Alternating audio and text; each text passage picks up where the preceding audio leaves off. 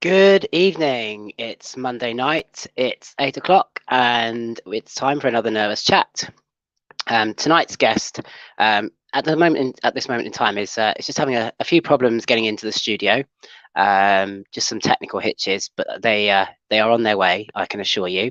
So while I've got a few minutes, obviously I'll entertain you as best I can. As you can see to my left here, your right possibly, is my new designed Christmas logo, which I thought I would put on display for you to have a look at tonight.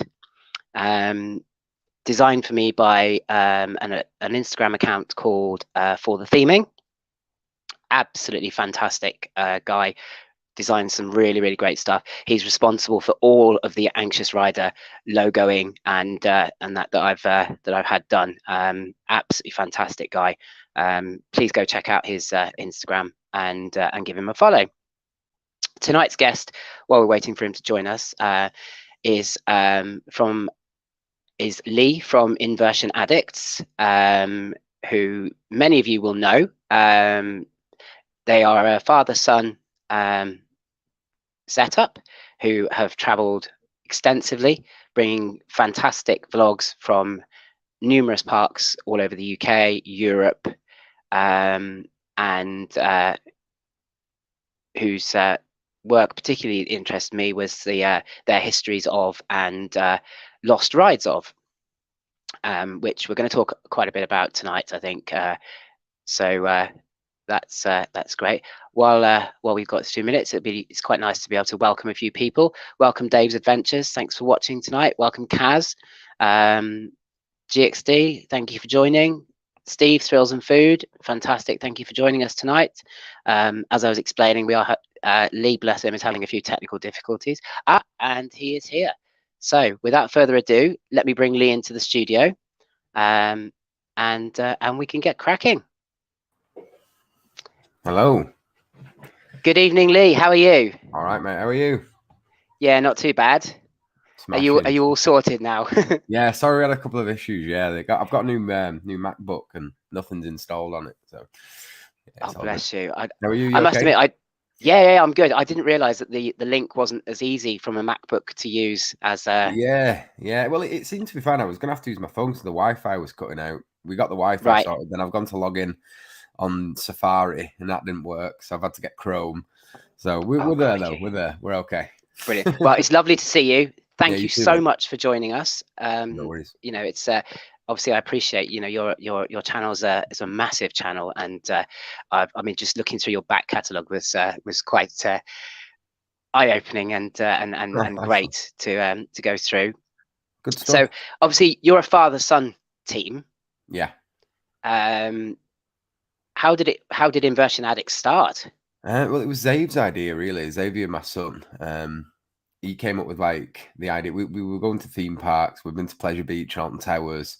We're on the brink of going to Thorpe Park, and he said, "Look, like I've been watching, you know, the likes of Jack Silkstone, Sean Sambrook, that kind of channel, and he wanted to start his own. He came up with the idea, the name, and everything. So, in my job, I'm a marketing manager, and I do graphic design and video editing anyway. So, I just said, right, okay, I'll make us a logo, I'll set us up a channel, and that's it. We just started vlogging for fun, and it quickly started to grow. People just sort of wanted to watch father and son having a laugh, and with that came more confidence in us both, and yeah, now we love it, and the documentary side of it started, and now I couldn't imagine life without it, to be fair. Yeah, as I say, I think, you know, the variety of content within your channel is now obviously quite extensive, and I'm always keen to talk to people who are sort of family set up. My dream is to get my my middle son, Gabriel, who appears in some of the vlogs, to that level of confidence that he's he can sort of present with me. He's not there yet, bless him, and it's you know, he's only just reached 1.2, so it makes it a bit tricky with bigger rides to, you know, bring him into that as well. Yeah, but we're getting there. We're getting there, and he's getting more confident in front of the camera, which is fantastic, because that's my dream, is to, as you know, have a similar setup as yourself, which is a father-son team. Yeah. You know, and I think that would be great. And he does have the same sort of ride anxieties, or certainly has had, that I've had. So it's quite nice that we sort of share that. Nice, but not nice, if you know what I mean. Yeah, you know, something you can get over together, though, isn't it? Something. Absolutely, yeah. And I mean, he is smashing his way through them now. So I don't know, how old is Xavier? Well, he's just turned 13 this year. When we started, he was 10. So when we first started sort of really hitting the big parks and stuff, that's when he hit 1.4. So we started to hit the parks. He got really into it. I think it started with, because I've always been a ride guy. You know, I've always liked rides. Here I've got a Camelot badge from when I was a member of staff at Camelot theme park. You know, so I was a ride operator when I was 18, and I think that's where it sort of stemmed from in me. So when Xavier, you know, he's getting a little older, and it was sort of like something to do with my son. Blackpool Pleasure Beach was always a big thing for me growing up. So took him there, and he just fell in love with it like I did. And before I knew it, he was telling me that, you know, Stealths and Intamin and, you know, Nemesis Infernos are B&M, and this is things that I was kind of like, oh, B&M, right? No, I had to go back and brush up on manufacturers that weren't really about when I was at Camelot. You know, B&M, we knew it from Nemesis, but we'd seen very little of it in the UK, you know. And I sort of got a little older and maybe fell out of the community a little bit, you know, stopped sort of keeping my finger on the pulse of new rides coming and things. So falling back in love with the community with Zave was an amazing thing, because you realize how much you know about things, and, you know, the history of things like the documentaries you mentioned. That's just a lot of it from growing up and being interested in rides, and I kind of knew the stuff anyway, so just documented it.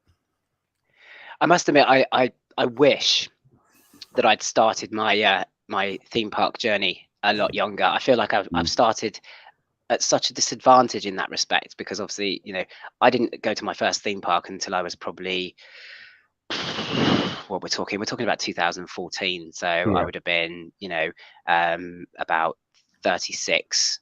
And that's, you know, so that's, and by that point, B&M were established, Intamin were all established. So, you know, so I'm missing that in a way. I suppose the beauty of that is where you're watching maybe some history and future things. You know, it might be news to you. You know, you don't necessarily know about these rides and you've never experienced them. So, you know, I suppose that can be a bittersweet moment, can't it? That, you know, there's loads of stuff for you to go and check out. There's loads of content for you to watch, but then, you know, it's that little sad moment where I'll never get to sort of, you know, ride Corkscrew or something, which for me was a massive part of becoming an enthusiast, you know, them rides. So, but I think you're in a good spot. You know, it's a good time to be an enthusiast, especially in the UK with all the plans for new rides and things.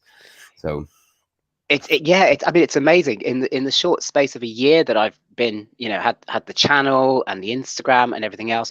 We've gone from slating the UK for its lack of investment in rides to too much to talk about, hailing the UK for its massive investment in rides. You know, I mean, as you mentioned, you know, you've got Project Exodus, you've got Jumanji Land, and Chessington have just announced obviously a water park now as well. Yeah, you've new got Nemesis too. You know, that's another new Nemesis thing with the retracking, and, you know, and you've got whatever's going to happen to Jewel.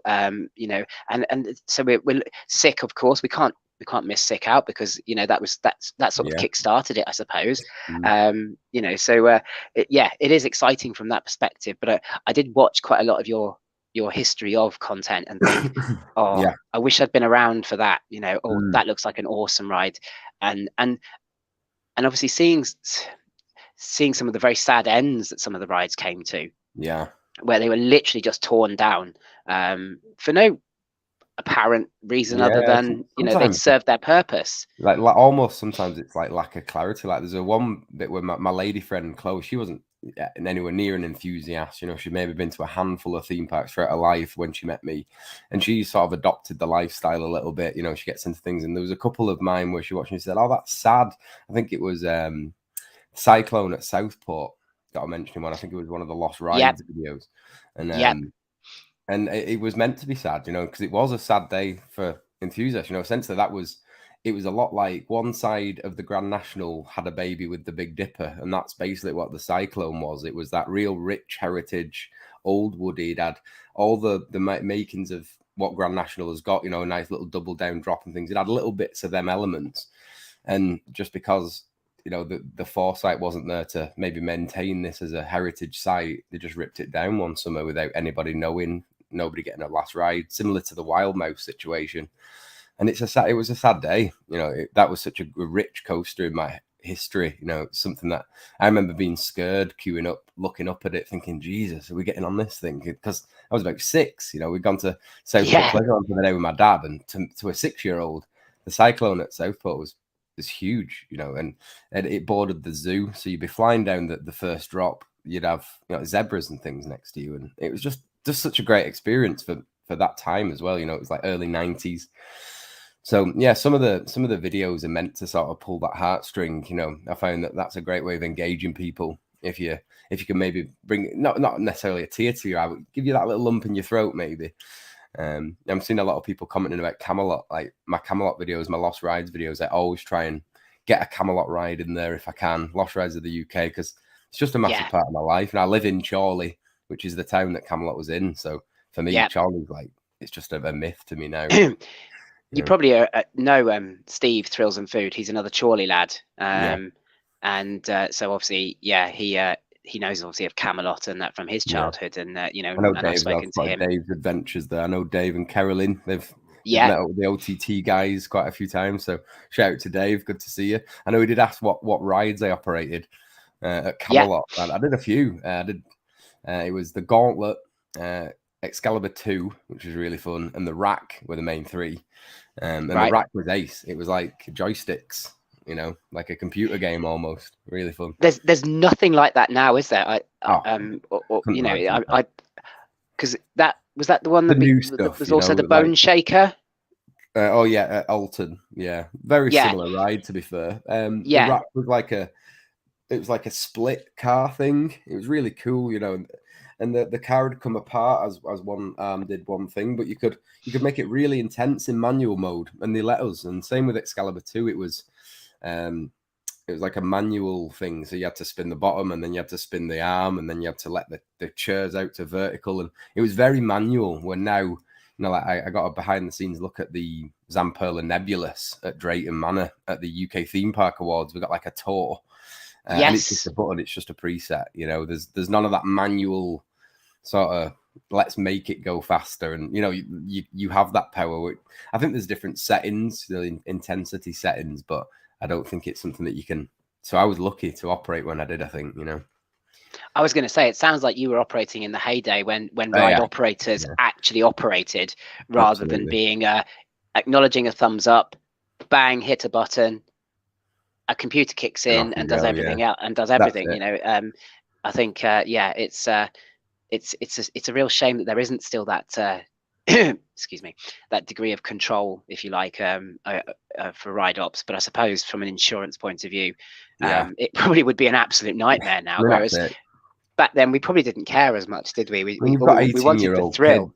You know, 18, 19-year-old kids operating rides, people's lives in their hands. So thinking about it, it probably wasn't the smartest thing. You know, I was probably going in nursing a hangover at 18, and you know, I'm operating a ride to my own free will. But no, it was great, great fun, and that's really where it's kickstarted me as an enthusiast. Camelot, you know, it was seeing behind the scenes of a theme park and working roller coasters and like drop thrill rides like that was, it was great. Yeah, I've not been lucky enough. Obviously, you say about getting to see behind the scenes of Nebulous at Drayton Manor. I really wanted to do the Saw behind the scenes tour that Thought Park were doing, and unfortunately, I didn't get to do it. And I kind of wish I had a little bit now, because I'd love to be able to, you know, properly see. Because of course, on some rides you can sort of see into the operating booth, but you can't fully appreciate what it is that's in there. You know, I think the Smiler is one of the most transparent. You know, you can see the guy sat at the desk, and it's quite a lasting memory for me. Is you know, you're sitting front row of the Smiler, you look up and you think, that guy's got my life in his hands. You know, and it's I think it adds a little something being able to see a little bit of that, but as you say there, but it's so computerized now that obviously yours was the heyday. You say you sort of fell out of the theme parking community, etc. Was that obviously once you finished being a ride op and it's just gone on to other things, or life sort of got the better of me. I was probably about 19, early 20s at the latest when I left Camelot. It was just before the down. I think that it lasted 2 seasons after I left. I think Nightmare, the season I left, the season after Nightmare opened. So if anybody wants to do the digging and find out what date that was, but yeah, once I left there, it was sort of one of the things. I had to get a job. I've always been in like the nightlife industry, trying to sort of get DJ gigs and that kind of thing. So my life just sort of took over trying to earn money, and all my friends, as it works, none of them wanted to carry on going to theme parks, and it's just sort of life got the better. And then it was only when Xavier came back around and he started to ask. I think he turned about 8 or 9, and he started to wanting to go to the fair, like little fairs in the circus. And I thought, maybe we've got a little enthusiast on our hands here. So. And now he's way more of an enthusiast than I ever was. He's so keen. He knows pretty much everything there is to know about anything. But yeah, speaking of operating, we've actually got Coaster Dan, one of the OTT guys I've just seen pop up in the chat. He actually operated Nemesis back in the day, so that's cool. Oh wow! We've got a couple of operators in the house tonight. Yeah, Coaster Dan, shout out. He said he were going to pop in and say hello, so nice one. Yeah, thanks for joining us, Dan. It's lovely to have you in the chat. Obviously, if you've got any questions for Lee, you obviously know Lee, but yes, it's it's always nice to have people in and commenting. I think for me, one of the rides that I obviously looking at your videos, for me it's I wish that was still around kind of thing, because I don't remember the rides, and but certainly one for me that always springs to mind is when I go to Chessington, and I think it's because I remember seeing it operate, but I was never brave enough to get on it, and that was good old Ramesses Revenge. Oh yeah. And it always absolutely terrified me. And my kids would I've got 2 older children, teenagers now, and they always used to get on it, and I was always like, no, I was always the bag holder back in those days. No, the yellow streak in me was probably wider than I am. But I used to love watching it, and it was, and I always thought, one day I'd love it if I could actually get on it. And then of course it went. And well, if you ever get over to Fantasialand, there's a fantastic top spin. It's one of the most frightening things I've ever seen. Dan did it. I skipped it. That top spins in general make me sick. I remember doing Ripsaw, and it's one of the only rides to come off and make me physically vomit. So I was like, I'm never doing that again. It was the worst feeling. But yeah, it's I can't quite think what it's called now. It'll come back to me. But yeah, whatever the top spin at Fantasialand is, that's an experience for sure. If it's something on your bucket list, it's definitely it's one of the best looking top spins I've ever seen in my life. It's got like this huge like show wall behind it that you're really close to, and honestly, yeah, fire effects and all sorts. So whatever it's called at Fantasialand top spin, check that one out. Yeah, as I say, yeah, it's on my list, because there's obviously I'd like to eventually chalk off as many types of ride as I possibly can. Now that I've become this sort of a bit of an adrenaline junkie, I'm always looking for a new fix, which is why I'm next year I've already got various trips planned to parks that I couldn't get to this year. And so that is definitely one. Europe is on my bucket list. I will get out there one way or another, even if I have to get out and hitchhike. I am getting out to some of these European parks because they do have some phenomenal rides. Obviously, the other thing I really liked about your thing is your videos, the lost rides bit, was the fact that the ones that got moved on, you talked about obviously where they were still operating, so that if people had that sort of feeling of nostalgia about them, I appreciate some of them went. I think there was a ride that ended up in Japan, wasn't there? Yeah, Japan, and a couple in Sweden. Yeah. A few. One of my favorite ever lost rides was the Tower of Terror at Camelot. It was my first ever big inverted coaster, coaster. Sorry, upside down, and that was a massive part of my life, that ride, and that was a good one. Researching that's still open. I think it's Sweden. It is Big Blue or something it's called. Okay. And yeah, Jake, Theme Park Jake, one of our good pals of the channel, he's actually ridden it. So, that's so nice to know it's still operating, and it gives me something to maybe think, right, well, one day, I'm going to take a trip to Sweden. I really want to do Kolmarden and Grona Lund. So maybe, that's another place that we're going to tick off next year, and it's something to go and do, and potentially, go and ride the roller coaster that got me into the whole thing. So. Yeah, I mean, what an amazing experience that's going to be, to be able to compare how it made you feel back then. Oh yeah, it was versus just how it, yeah. what it's going to make you feel now is frozen food saying "Love Tower of Terror," and it was honestly at that time as well, early 90s, going looking at this huge fake castle that was really well done. It was a huge fiberglass castle, really nice Schwarzkopf coaster in there. Honestly, it rode a dream. I remember it like it was yesterday. I remember the layout in my head. Rode it that many times, and yeah, just everything about it was great. You used to queue up. The queue was, back then it was all metal fencing, but there was like gravestones next to you and things. And honestly, Tower of Terror at Camelot was, it was a special coaster, definitely. Yeah, as obviously it's not just losing the coasters, is it? From Camelot, really, we've lost a park, an entire park, and obviously, I think without wanting to stick my neck on the line and predict the future, we could be on the verge of losing Oakwood. I think with recent events. I think within the next few years we'll know for sure, but I think it is a part that needs investment, and that's the problem. It can't just keep coasting along. I think the fact that they even got the Gerstlauer speed, I think, is amazing. I think that was way beyond what that park if you look at that park anywhere else in the country, way beyond what a park like that could achieve, a custom built Gerstlauer like that. So I think that should have been the start of a massive investment push, but it gets a bad rap. I think what's it called? The website, the review, TripAdvisor. I think it's got a really bad rap on TripAdvisor, and I went with Xavier, and I loved it. I thought it was a really charming little park. I thought Megaphobia was clearly influenced by John Wardley. It had such a great layout. It could have done with a little bit more maintenance, like a lot of older Woodies. But I think there's a lot of potential in Oakwood, and it'd be a very sad day if it did go. Some classic rides there, really good stuff. But with the accident, things like that, and a lot of things don't bode well for it. I was going to say, and unfortunately, it's not just the one, is it? It's this was the second accident, wasn't it? In quite a short space of time, I suppose, in theme park timings. And, apparently, they have quite a lot of incidents on the mountain coaster as well. The little bobsled that they've got there. Apparently, a lot of people getting to the point where it's just a minor injury. It's quite severe burns and things people get. Apparently that's never helping it. I think it says it all that that people are nobody ever in modern times that I know of would say they want Merlin to buy a park, but I think Oakwood is one that they would welcome Merlin with open arms, and the kind of investment. I'd love to see it.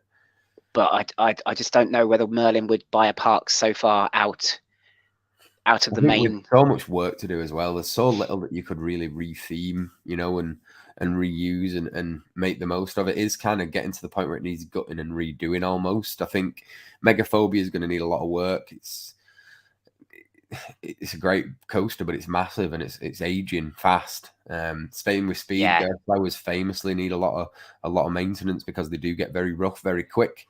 Especially the Eurofighter models. It's insane how rough. Like with Saw, sometimes I can ride it and it physically hurts inside of my head, and I think that's a worry. That is a worry. So with Speed, with not having the money and the maintenance team that Saw will evidently have. Oakwood, it does worry you. You think, if it doesn't get some investment, maybe some nice new areas, a couple of coasters. I don't know. As we say, I sadly, because of where it is, it probably doesn't have tremendous footfall. And you'd think with Wales being a great little hotspot for holidays, you'd think, it might do all right, but I just don't think it's got the draw. I think it's always an afterthought. For people who think, there's a little theme park there as well, where, I think that's true. I mean, I grew up in North Wales, and certainly I think that's very true of a lot of holidays in Wales. Is that, you know, there's some absolute gems of places to visit, but they're not publicized enough and not pushed enough. So as you say, it's kind of like you get there and you go, oh, I never realized that was here, or maybe we'll go and visit that if we've got time.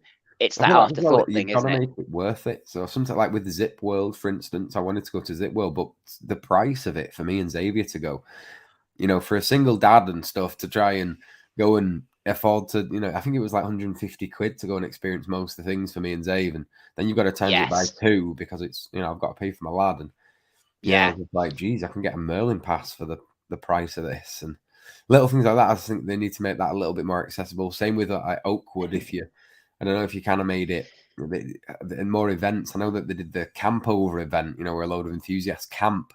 Well, maybe make more of a deal out of that. Yes. Maybe, you know, publicize it more. And you know, I'm Yeah. a marketing manager. I do social media marketing, and I look at especially Blackpool Pleasure Beach is just so poor. You know, the marketing department, there isn't one really. It's, you know, I think one of the guys, Jay is called. He's, you know, a dance choreographer or whatever it is. He does all the social media work, and it's just criminal for me. You know, like if you look at Drayton Manor's, their social media is fantastic. They have such a great presence because they've got a team Yes. doing it, a dedicated team of, you know, young, more than likely, you know, marketing students or whatever the young girl is. She's great. You know, she does a job really well. She's on the finger on the pulse with TikTok and that kind of thing. Where That's Blackpool, Danielle, isn't it? I think so. Yeah. She took us Yeah, around the park on the awards, and cracking that's place. right. Really, you know, she does a great job. She gets it. Yeah. She's a bit of a thuzy herself. Where Blackpool, especially Oakwood, you know, it's just very amateur, very amateur. So they'll think about it. Oh, you do it. So you're young. You know, you've got an iPhone. That's the vibe I get. That, you know, and for me, especially being a social media manager, it's like 101. This is what you shouldn't do. Like, especially Pleasure Beach kills me because I'm a Blackpool FC fan. I love Blackpool as a place. Yeah. I'm 25 minutes away from the place. Love it. But this Pleasure Beach's social media is horrendous, you know. Yeah, so cringe. I'm getting people saying it's Yeah. horrendous. It's just so amateur. Yeah. There's nightclubs in my town, Chorley, that maybe get 1,000 people a weekend going in there, and the social media looks 1,000 times better than Blackpool Pleasure Beach because I do it. So gives a shout, Blackpool. That's like, right. Absolutely. Well, yeah, exactly. You know, and you know, and you would do it, obviously, you know, because of your love of Pleasure Beach. You would have that sort of sympathetic eye, if you like. You know where the best parts are, what to push, what to sort of thing. But the social media thing goes along with the theming. We were at Blackpool Pleasure Beach on the 1st of October, and obviously they were starting to get ready for their Halloween event. And their idea of Halloween theming was they'd taken all of the flower baskets out of the hanging baskets and just replaced them with pumpkins. Yeah. And they weren't even particularly great looking pumpkins. They looked like the sort you. Yeah, I spotted that in down near the Kiss Me Quick shop. There's like the same thing there, and they just shoved a pumpkin in. Yeah, I mean, I think with Pleasure Beach, they always miss that little trick. I think sometimes I'm impressed with it, like up near Wallace and Gromit with all the scarecrows. I thought always looked really good. And then they have the Chinese puzzle maze, which could be amazing. Could be such a great little scare zone, and never really kind of clicks with me. And then with the whole Journey to Hell Freak Night, as a pass holder, I boycott it every year because I refuse. I refuse to spend £40+ on a couple of hours going through the park that I've been a loyal pass holder to all year. Get no discount, you know, you get no offer to go to Freak Nights. Shocking.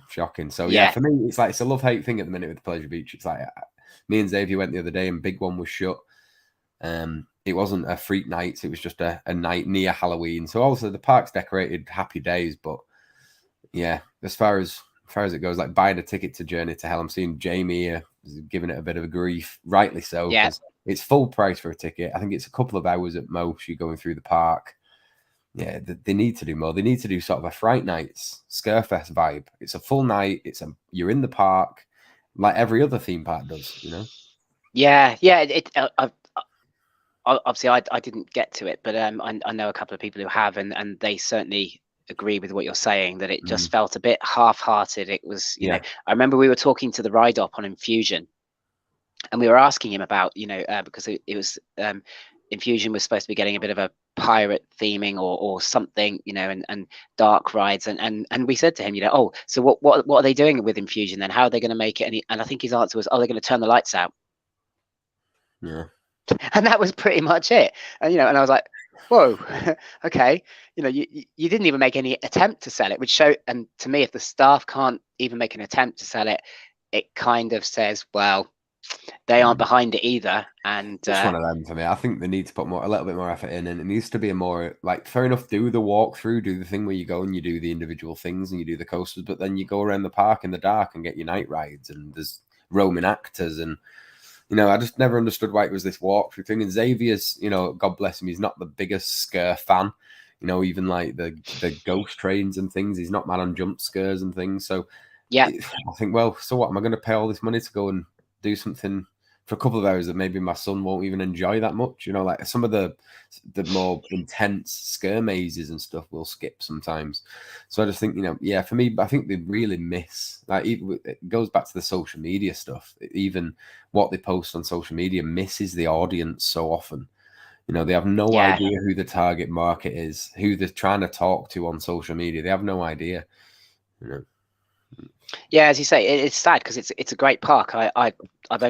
This year was my first ever visit, and I absolutely loved it. It's so charming, isn't it? There's so much charm around the place, and it just reminded me of like like old English seaside. And because obviously it's right on the seafront, which is amazing, and and there was so much in there, as you say. There's so much that reminded me of my childhood, going to Wales and places like that for day trips and things, and it was lovely.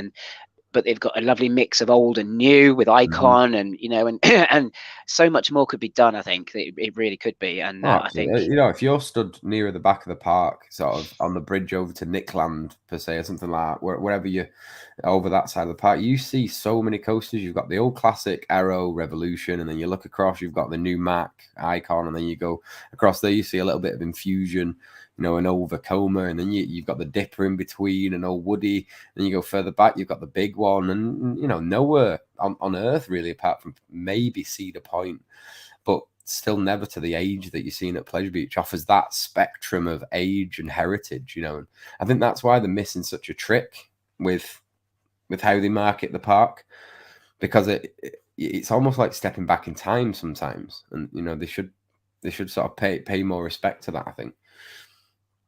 Yeah, as you say, I mean, the uniqueness of all those coasters intertwined the way they are, it's absolutely beautiful to see. Like when you're on Icon, when you're doing the turnaround, and you go under Steeplechase and the Dipper, and then big ones next to you, it's just spectacular. The engineering behind that, I take my hat off to the person who had to work all that out and make sure that the structural integrity of the coasters that were being drilled through, if you like, was still there, but allowed that all to happen. And I just, that's just absolutely phenomenal. And I just want to see it reach its potential, I think, is where I'm going with it. That's why I get such a gripe with Pleasure Beach, because it's my home park. I've loved it for years, And I remember skipping school to go to Pleasure Beach with my friends. It goes that deep back into my my childhood. So the coaster capture, that Icon is, as Lee says, chef kiss. Fact that, because Icon's such a great ride. I love the coaster. Love it. And that's something that you really need to carry on seeing investment like that going into the park, because I don't want them to take the foot off the gas now. That'd be a travesty, because there's so much potential. Yeah. As you say, I mean, for me, Icon is now my UK number one. It was absolutely, it was brilliant just as Icon, and then I paid my 15 quid slightly reluctantly to do Enzo. And then once I'd done it, I put it in my vlog. I said, do you know what? £15 seemed like such a lot of money before I got on, and then I got on and did it, and then actually £15 for what I experienced didn't seem like such a massive amount. But had it been £10, I might have done it twice. Definitely. That's my argument all day. Yeah. But I believe they are reducing the price. Yeah, I think £15 was just that little bit too much. Should have been £10 and 15 for the VIP. Maybe I could have accepted that, but £30 for me and Xavier to ride. on top of, you know, our season passes and not being able to take a picnic in the park, so you have to buy lunch in there and all the other little things that they extract that little extra penny out of you. Yeah. So, you know, we did Enzo 2 or 3 times max. Where, like you say, if it were a tenner, I'd have probably done it every time I went to the park because it seems that little bit less, you know. So Yeah, as I say, I mean, I loved it so much that for a tenner, I would have quite happily got off, paid my tenner, gone round and got back on. yeah, You know, because absolutely, it was just such a unique experience. I've never gone through an inversion sideways, or you know, yeah. and And the or launch, you come. know, when you're naturally spinning, the launch really got me. How you just Oh yeah, sort of went from going forwards to backwards, the forces you felt on your body change, and really good fun. And I think me and Zabe did it together at first, and then we did it on our own. And on your own, yes. spectacular. You know, just so fun.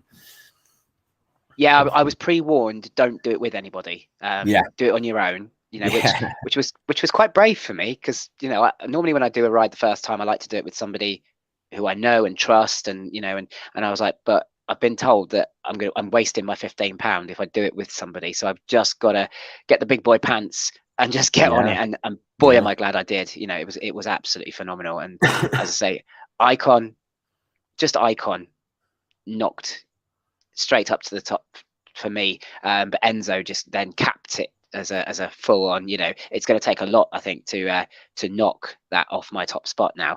Mm. It's you know, and I do defend Icon against those people who go, oh yeah, but the launches are so pathetic, but Mm. they don't need to be any more than they are. That actually that smoothness of launch, I think, makes it even better. Yeah, no, I agree. I think it's a great, well-rounded ride.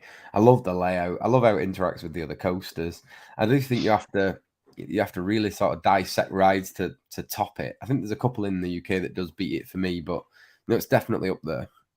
Yeah. I'd be happy to see, you know, if sort of like Exodus, and we're thinking that's a Mac Hyper, if that, you know, if the general layout's as exciting as Icons, I'll be happy. I'm expecting it to be a lot more intense. You know, I think from what we've seen of Exodus, it does look intense, but the more the merrier when it comes to the Mac stuff. I think there's a slight issue with a little shake on the train, you know, nearer the back of the train, but it doesn't Yeah. make it rough by any means. And I just think how No. Mac ride is so much fun. You know, the quick turns and yeah, it's a great manufacturer. So let's hope Exodus sort of carries the flame from Icon.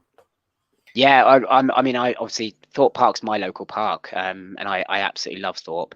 Mm. What I worry about Exodus is we're looking at something very intense, but very, very short. Yeah. You know, Swarm is a magnificent coaster. That's It's lovely. just a bit too short. Yeah, I feel like You know, Swan just needed an extra, maybe an inversion and another little turnaround or something.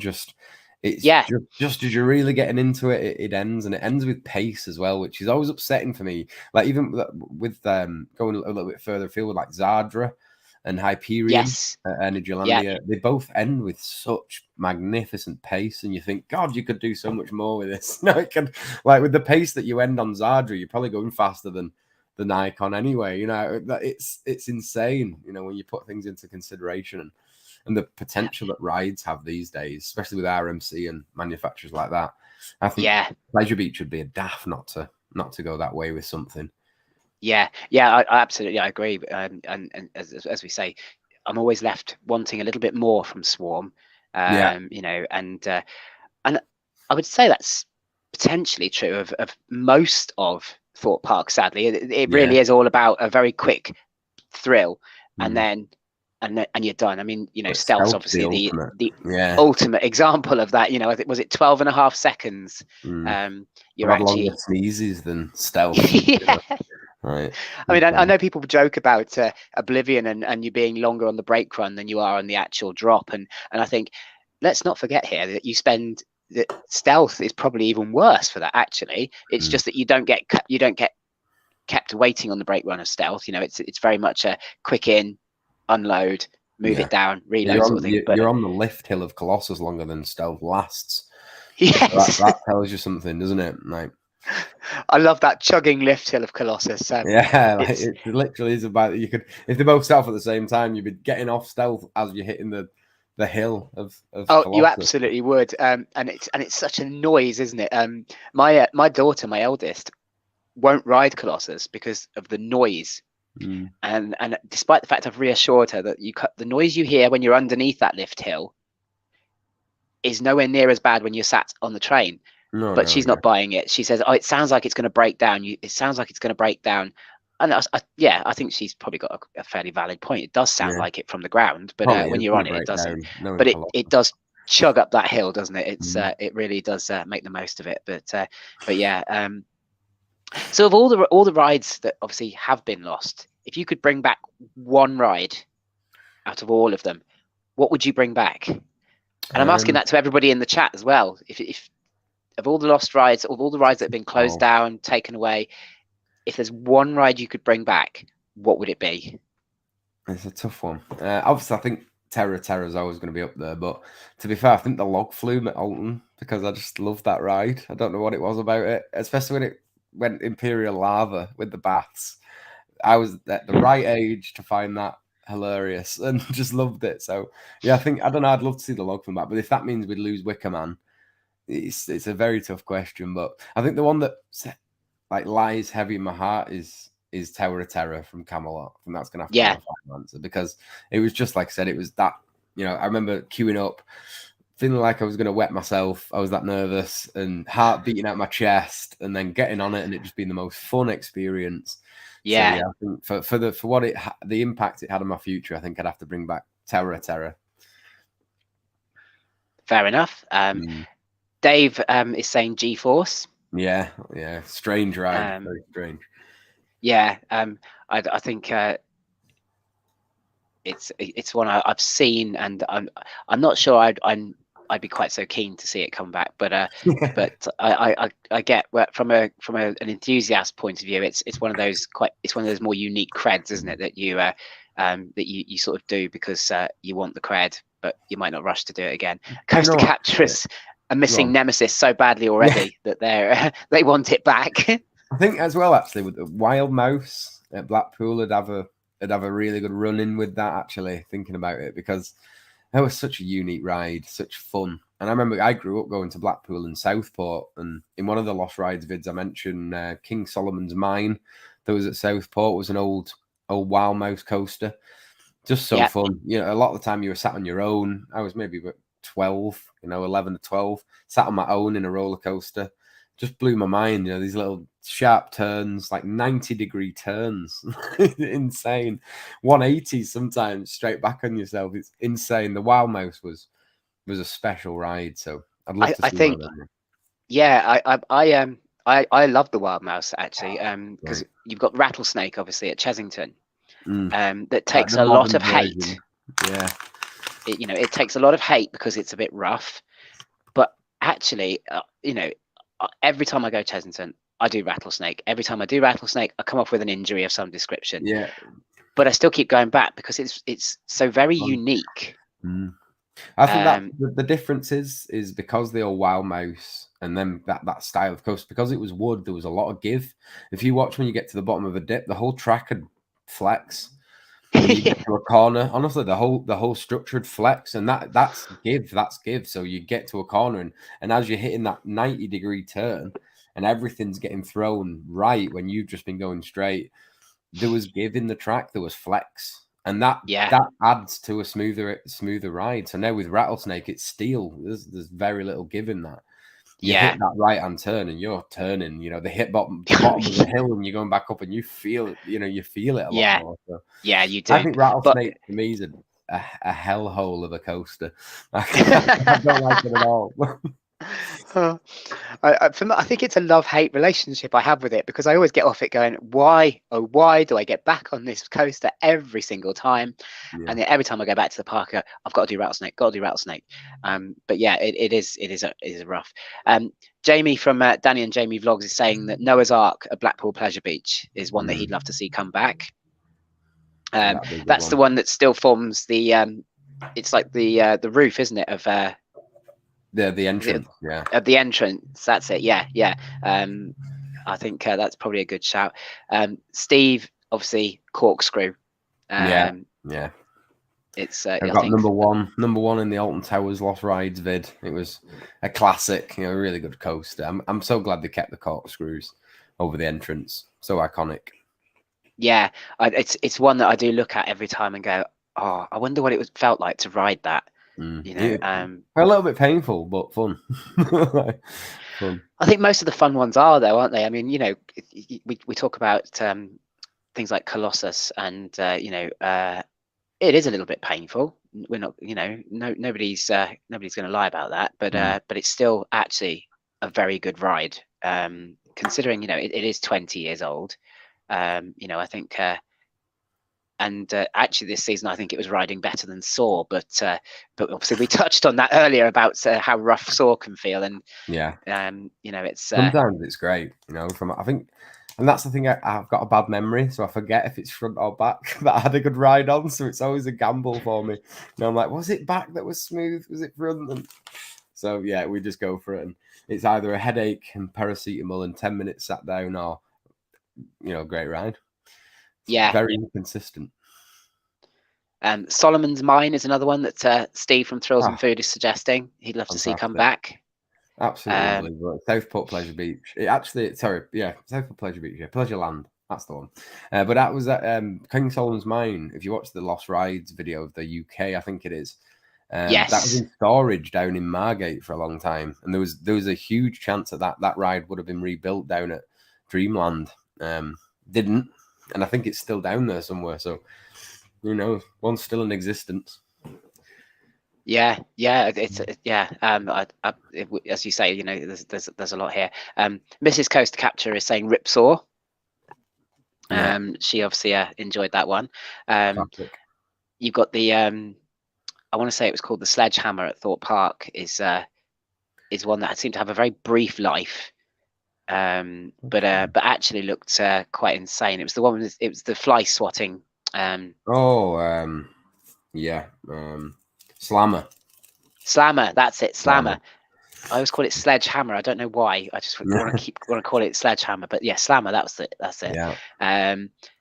And it's yeah, you know, this, as we said, you know, I think we could literally probably talk all night about you know, all the rides that we would love to bring back. Oh yeah. You know, it's Coaster Tog Sam, who you may know, is suggesting Submission. Yeah, it's a good lad to Coaster Tog, top man. Yeah, Submission for me was I'm not a massive fan of spinny rides. Like some flat rides I'm down with, you know, I don't mind a drop tower, and I don't mind stuff that necessarily, you know, flips you upside down and things, but if it spins too much, it does me. But Submission was one of the exceptions to the rule. It wasn't mad spinny, but there's something about it I hated. You know, I felt like I was trapped in a torture device at one point. Yeah, it was never for me, Submission, but it looked great. It was a great ride to film. Yeah, I mean, I must admit, I love spinning rides. They don't make me feel sick at all. Which is why once I'd had my first go on Spin Jam, the flat ride, temporary flat ride that came to Alton Towers this year, I fell in love with that. I think it's absolutely amazing, and I do hope they bring it back next year. Get rid of the others, and because Funk and Fly's had its day, and the carousel, whatever, not the carousel, the waltzers ride basically.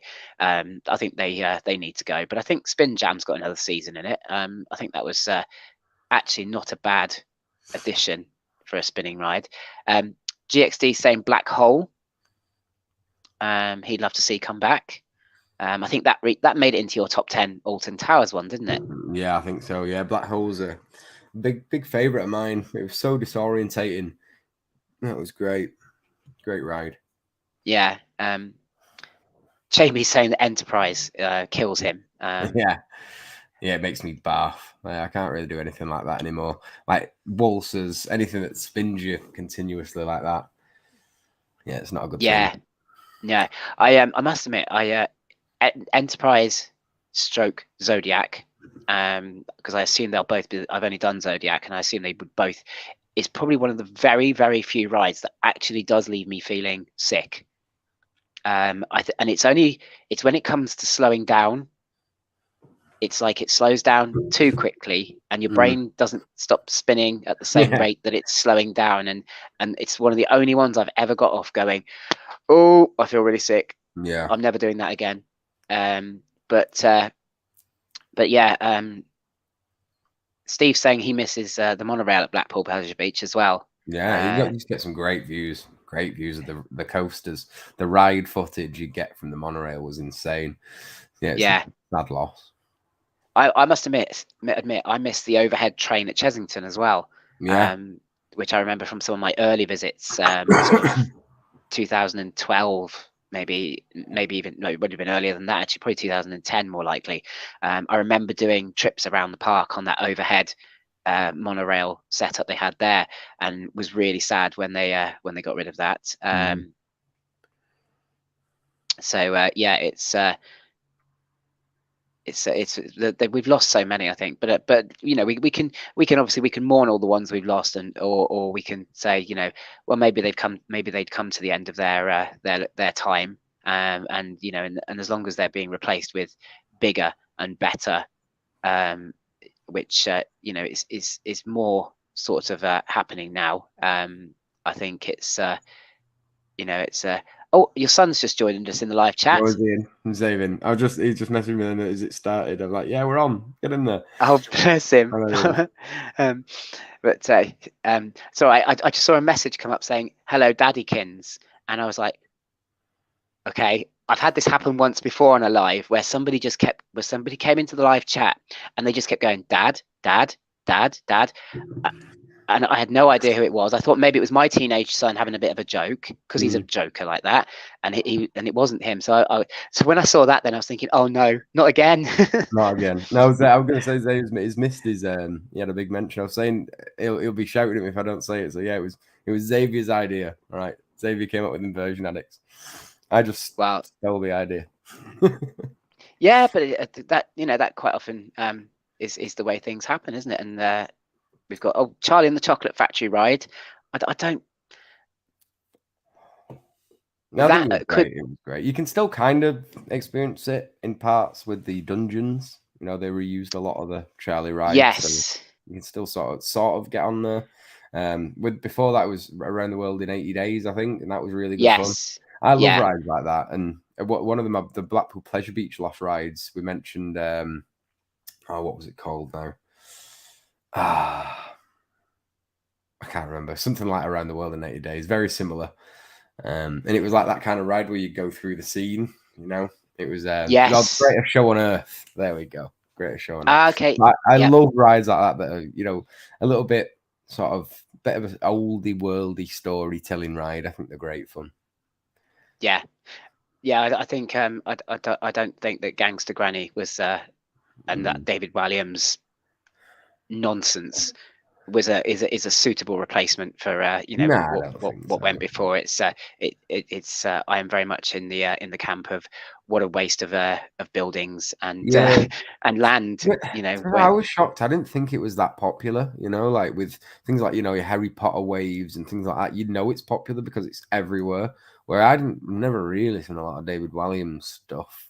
You know, and it wasn't. I mean, obviously, I'm not the demographic, but I don't know. It was just a little bit. Really, David Walliams, out of all the IPs, that's what you've picked? Yeah, very slim margin of sort of people interested in that. Yeah, and I think what they tried to do was they tried to jump on a bandwagon, didn't they? Because at the time his books were becoming very, very popular. They were bestsellers, and you know, and I think it's all sort of you know, maybe tried to jump on that popularity, but it seems to have been a bit short-lived. Although it does still seem to be a very popular area, which I don't understand. I think that Gangster Granny ride is absolutely awful. Yeah, it's not great, is it? It's just so unthrilling, you know. It is. Yeah. And it's poorly done. It's poorly executed. It's a lot of the effects don't always work as well. Even things like the bubbles and things don't always work. The smell pods aren't always smelly, and I think that you need everything working to make it anywhere near acceptable. So yeah, it's one of them. Yeah, it's. I I'm getting all this 9 minutes business here. I Yeah, don't know the what 9 that's minutes about. added on the football. Yeah, I've got it on in the background near Wales and USA. It's been quite a good game. Ah, 1-1. It's been all right. okay. That's a pretty good result for Wales, actually. Yeah, not bad. Obviously, I consider myself an adopted Welshman because I was brought up in Wales, and but I follow England and Wales. Obviously, unless they're facing each other. But yeah, that's a pretty good result for them, actually. I don't think they're as good as they were back in Euro No, yeah, it's been a 2016. long time. It's been a long time. For a lot of this, the young generation won't have ever seen Wales in a World Cup. So yeah, I think they're doing No, great. no, absolutely, and I think obviously the legend that is Gary Speed did so much good work before he was tragically taken from us. But Yeah. obviously, we have to talk about the England game. I'm assuming that you would have watched it. Oh yes, yeah. Yeah, And I DJ on the weekends. I DJ nightclub, so often I won't sort of get to bed until maybe 6 a.m. sometimes, depending on what time I finish. I often like work nights on the weekends, so I had to force myself to get to bed when I got in from work, and then last night because it takes a couple of nights, to adjust and get. yeah, So by Wednesday I might get into a normal sleep pattern, and then I'm back out again. So I've had to try and adjust that because tomorrow we've got a 10 a.m. game for the World Cup, so. It looks like I'm going to be I'm going to be on a different time schedule. But 1 o'clock for a football match was insane, wasn't it? Didn't I mean, right. I've got to be honest and say that I think this whole giving it to Qatar in the first place was absolutely ridiculous. It's one hell of a can of worms. It stinks of bribery and and God knows what else.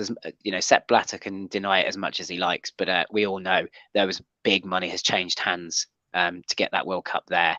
And then I think for me now, when it then of course broke about one of their promoters openly condemning homosexuality as an illness of the mind, essentially. Yeah.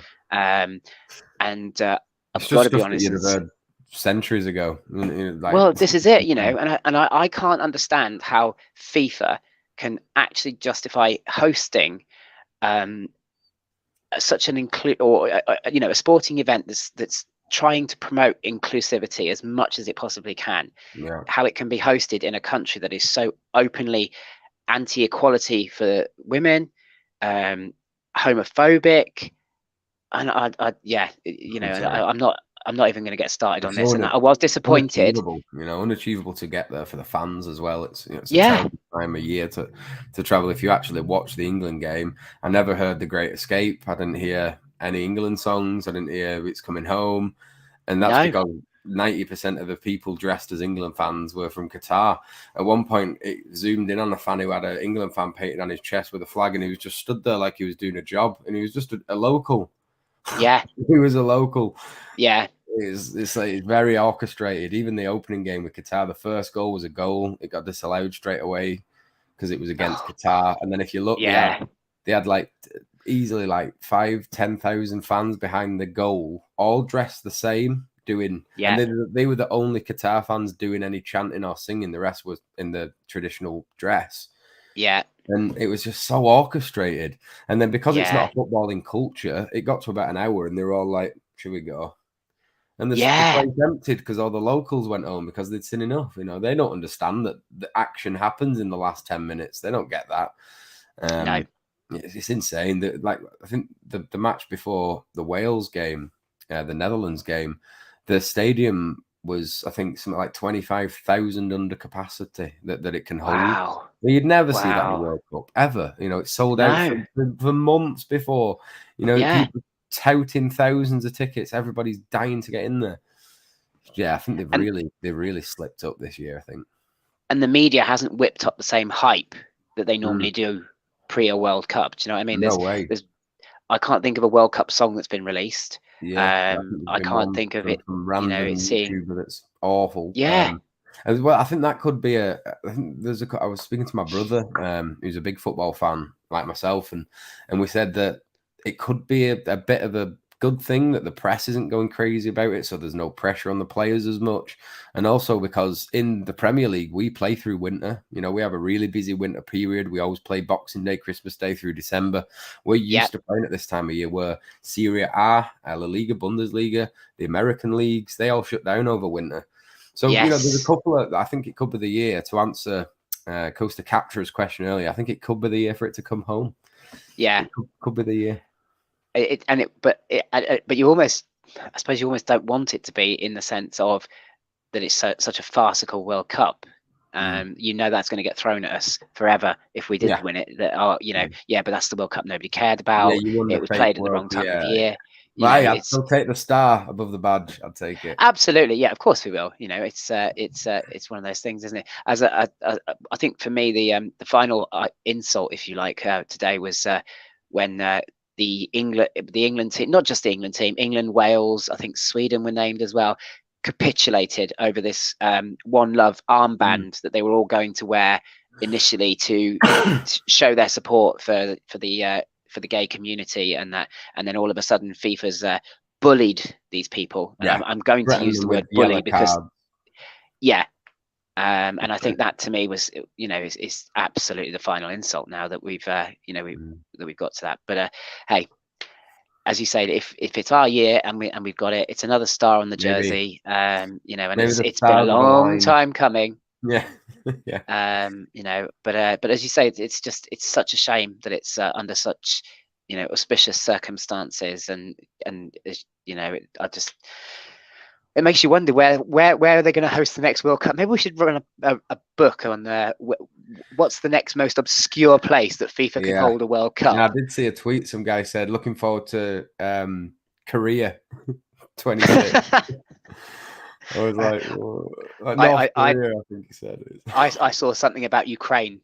Yeah. And I thought, that's a bit too far. You know, that's a bit harsh. Because we all know that Putin would never allow that anyway. But you know, but it's just been it's sad, isn't it? But you know, at the end of the day, it is football. As a Newcastle fan, I'm very pleased that we've got 3 players in the England setup again. Trippier for me is a keystone player. You know, really good. He's had such a great season for Newcastle, and I love to see the lad. And top boy Wilson. I mean, I hope he gets some playing time because that guy can score. He knows where the net is. So Newcastle are a good team.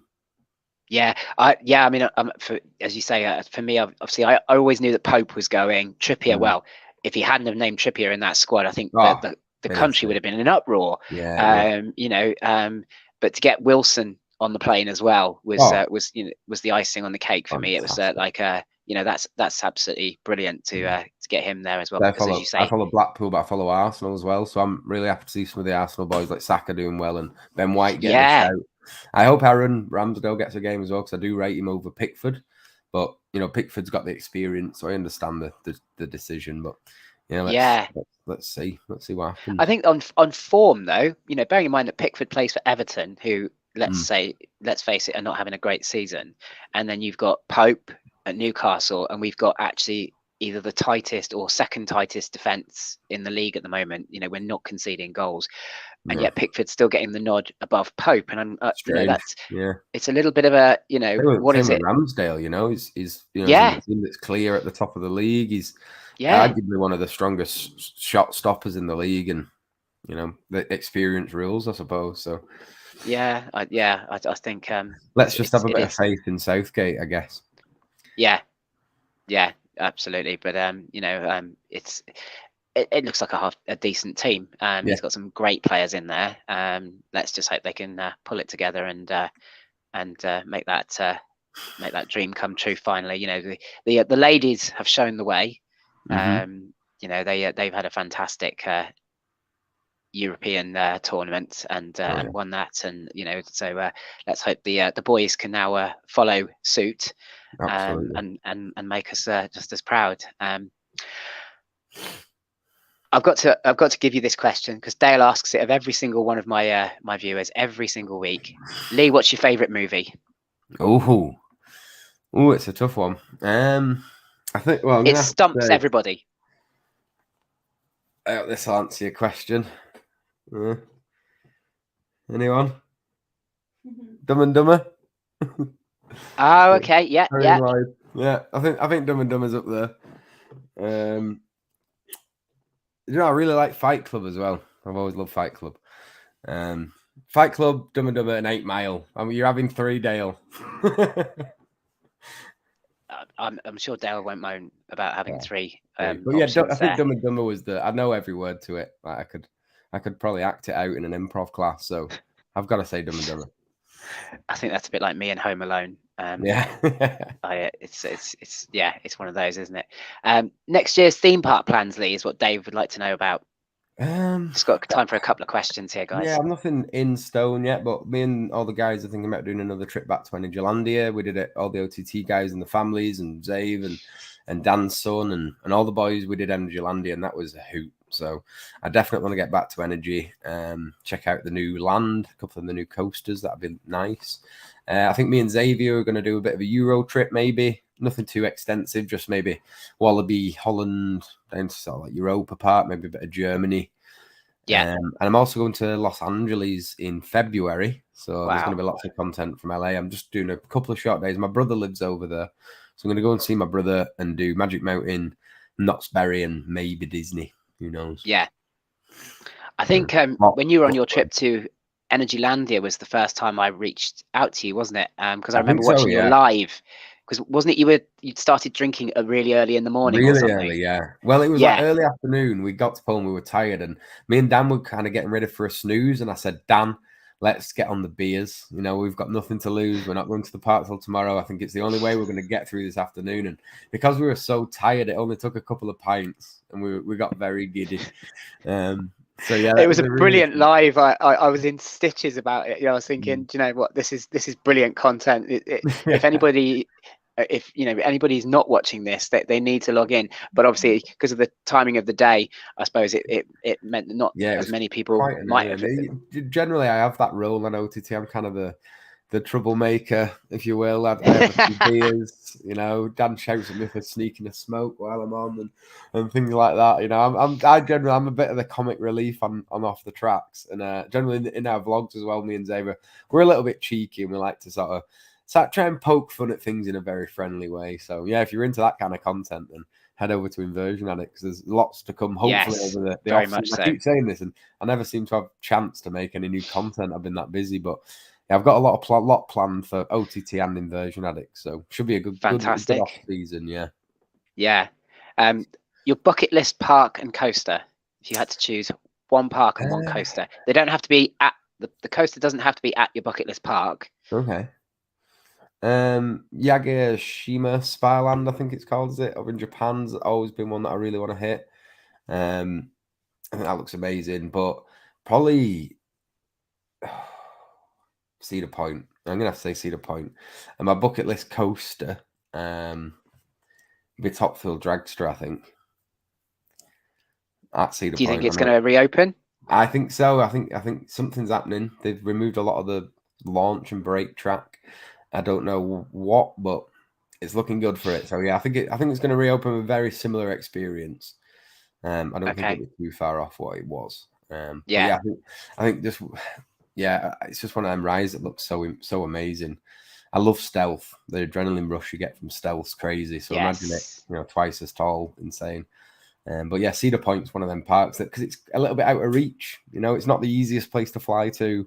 It's not the easiest place to get to, and it's just got some legendary rides. I remember watching a Theme Park Worldwide vlog, early doors, easily a couple of years ago, just at the start of our theme park sort of YouTube career, and thinking this place, Cedar Point, this is the place. This is Mecca. This is our Mecca. So hopefully in the next couple of years I'll get there. Who knows? Sounds good. Carolyn would like to know your favorite dark ride. Favorite dark ride? I think Ratatouille. What were you saying? Ratatouille. Yeah, Chloe's here, my lady friend. We went to Disneyland Paris with a couple of the guys, and we did Ratatouille, and it blew us away. Yeah, I love Ratatouille. The film and the ride. So yeah, that's my favorite dark ride. your son has just commented that him and his friend Lewis, when we were talking about that Energylandia live, that they were in the pool watching you and Dan get more and more drunk. Fact, yeah, Dan, yeah, we were. Nothing like your children, is there, to sell you out? I know. Oh I know yeah, my Dave's great at that. Yeah, Dave's great. Yeah, my sons wouldn't skip a heartbeat to poke fun at me in any way, shape, or form. So I've learned my yeah. lesson now to tell Dave any secrets. Tell him any hilarious secrets, and he's straight telling everybody. So you gotta really watch. Yes. That. Yeah. Oh, absolutely. Yeah. I must admit, yeah. My older son's slightly better at keeping secrets. He's 14, so just a year older than obviously Xavier. But my middle son, who's nearly 7, yeah, you can't tell him anything. Literally can't tell him anything. You know, which makes Christmas very interesting. Yeah. But right, well, I'm afraid we are going to have to wrap it up because we've been chatting away for well over an hour, and yeah, that's. I'm sure you've got lots of plans and things and matches to catch up on now. So, but I thank you so much for coming in. No, my pleasure. My pleasure. Absolutely loved talking to you. It's been brilliant. As I say, I love your content. If anybody wants to obviously take a look, I have included Lee's Inversion Addicts Instagram address and also the link for Inversion Addicts YouTube channel in the description for the video. OTT as well, Lee. If you shoot me over the link, I'll add that to the description. Sure, because obviously, you know, that's one that I've watched a couple of times myself, and I think other people would probably really enjoy also watching. Yeah, it's really good fun. You know, it's like-minded people all coming together like yourself, and because there's a couple of us, and we try and keep it really light-hearted. Everybody kind of already knows us, so we don't have to go into any detail about anything major. It's very jokey, very fun. So yeah, it'd be nice to see how you guys come over and check out OTT for sure. Yeah, definitely. So yeah, so if you shoot me the link over on Instagram, and I'll add that to the description. Absolutely. As I say, it's been an absolute pleasure talking to you. And I think we've barely scratched the surface. We could, you know, I think there's a lot more that we could talk about. I think I'll have to get you back. I'm sure people want to hear about your Los Angeles trip. Sure. Yeah. Anytime. At least. But yeah, so I'll be in touch about a second show, I think. Cool. But in the meantime, as I say, thank you so much. Take care, and I'll speak to you very soon. Thank you very much. No worries. Take care. See you later. Next week, guys, I have got Jamie from Danny and Jamie Vlogs coming in to the studio. It is going to be an absolute pleasure. I met Jamie for the first time at Runalton Towers, and I don't think I stopped laughing all day. He very much has that kind of sense of humour that very much tickles the right spots for me, and I'm really looking forward and kind of apprehensive about having him in the studio. But it's going to be another great episode. It's yeah, and hopefully you can all join us again next week at the same time. And for another fantastic episode. Thank you all for watching. Thank you for all the comments in the live chat. You know, it's absolutely fantastic to have you all here, and it's been an absolute pleasure talking to Lee. And as I said, I think there's so much more I could talk to him about, but unfortunately we're out of time. So until next week, guys, thank you very much for sticking with us for the extra 13 minutes. And I will catch you all next week. Take care until then.